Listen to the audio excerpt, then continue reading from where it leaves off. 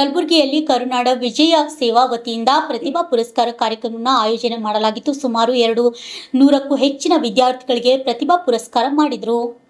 ನಗರದ ಎಸ್ಎಂ ಪಂಡಿತ್ ರಂಗಮಂದಿರದಲ್ಲಿ ವಿಶೇಷವಾಗಿ ವಿದ್ಯಾರ್ಥಿಗಳಿಗೆ ಪ್ರತಿಭಾ ಪುರಸ್ಕಾರ ಕಾರ್ಯಕ್ರಮವನ್ನು ಹಮ್ಮಿಕೊಂಡಿದ್ದು, ಹಲವಾರು ವಿದ್ಯಾರ್ಥಿಗಳಿಗೆ ಸನ್ಮಾನ ಮಾಡಿ ನೆನಪಿನ ಕಾಣಿಕೆ ನೀಡಿದರು. ಈ ಸಂದರ್ಭದಲ್ಲಿ ಸಂಘಟನೆಯ ಮುಖಂಡರು ಮಾತನಾಡಿ ಕಾರ್ಯಕ್ರಮದ ಬಗ್ಗೆ ಮತ್ತು ಕಾರ್ಯಕ್ರಮದ ವಿಶೇಷತೆ ಬಗ್ಗೆ ತಿಳಿಸಿದರು. ಅಲ್ಲದೆ ವಿದ್ಯಾರ್ಥಿಗಳಿಗಾಗಿ ವಿಶೇಷವಾಗಿ ಸನ್ಮಾನ ಮಾಡಿದ್ದು, ಇನ್ನು ಹೆಚ್ಚಿನ ವಿದ್ಯಾರ್ಥಿಗಳು ಪರೀಕ್ಷೆಯಲ್ಲಿ ಉತ್ತೀರ್ಣರಾಗಿ ಸಾಧನೆಯನ್ನು ಮಾಡಬೇಕೆಂದು ತಿಳಿಸಿದರು. Bureau report, RJ32 Kannada news, Kalaburagi.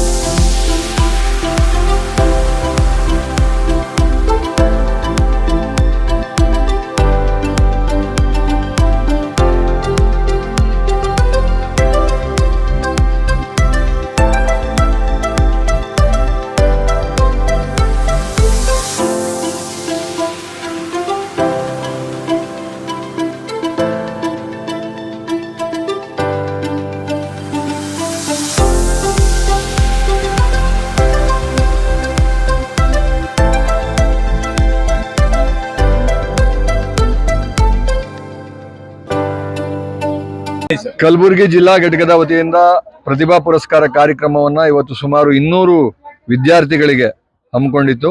ಈ ಕಾರ್ಯಕ್ರಮಕ್ಕೆ ಪರಮ ಪೂಜ್ಯ ಇಬ್ಬರು ಗುರುಗಳು ಮತ್ತೆ ಸ್ಥಳೀಯ ಶಾಸಕರು ಹಾಗೂ ಅನೇಕ ಮುಖಂಡರುಗಳೊಂದಿಗೆ ಇವತ್ತು ನಮ್ಮ ಸಂಘಟನೆಯ ಎಲ್ಲ ಪದಾಧಿಕಾರಿಗಳು ಸೇರಿ ಈ ಕಾರ್ಯಕ್ರಮವನ್ನ ಅತ್ಯಂತ ಅಚ್ಚುಕಟ್ಟಾಗಿ ಯಶಸ್ವಿಯಾಗಿ ಮುಗಿಸಿದ್ದಾರೆ.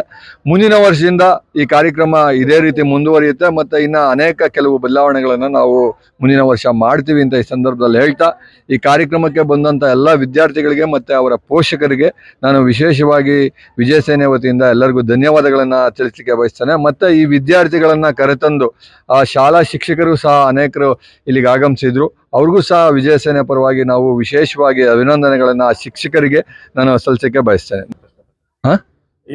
ಇಲ್ಲ, ನಾವು ಪ್ರತಿ ವರ್ಷ ಬೇರೆ ಬೇರೆ ಜಿಲ್ಲೆಗಳಲ್ಲಿ ಮಾಡ್ಕೊಂಡು ಬಂದಿದ್ದೀವಿ. ಈ ವರ್ಷ ಯಾಕೆಂದ್ರೆ ನಮ್ಮ ಜಿಲ್ಲಾಧ್ಯಕ್ಷರು ಮೊನ್ನೆ ತಾನೇ ಮದುವೆ ಆಗಿತ್ತು, ಅವ್ರಿಗೆ 1-2 ತಿಂಗಳು ಓಡಾಡೋಕ್ಕೆ ಅವಕಾಶ ಮಾಡಿ ಈಗ ಈ ಮೊದಲನೇ ಕಾರ್ಯಕ್ರಮ ಪ್ರತಿಭಾ ಪುರಸ್ಕಾರ ನಿರಂತರವಾಗಿ ನಡೆಯುತ್ತೆ. ನಮ್ಮ ಸಂಘಟನೆಯಿಂದ ಪ್ರತಿಭಾ ಪುರಸ್ಕಾರ ಕಾರ್ಯಕ್ರಮ ವಿದ್ಯಾರ್ಥಿಗಳಿಗೆ ಮತ್ತು ಶಿಕ್ಷಕರಿಗೆ ವಿದ್ಯಾವಾರಧಿ ಪ್ರಶಸ್ತಿ ಅಂತ ಕೊಡ್ತೀವಿ. ಈ 2 ಕಾರ್ಯಕ್ರಮ ರಾಜ್ಯೋತ್ಸವನ ಯಾವ ರೀತಿ ಆಚರಣೆ ಮಾಡ್ತೀವೋ ಅದೇ ರೀತಿ 2 ಕಾರ್ಯಕ್ರಮವನ್ನು ನಿರಂತರವಾಗಿ ಎಲ್ಲ ಜಿಲ್ಲೆಗಳಲ್ಲೂ ವಿಜಯ ಸೇನೆ ಈ ಕಾರ್ಯಕ್ರಮಗಳನ್ನು ಆಚರಿಸ್ಕೊಂಡು ಬಂದಿದೆ.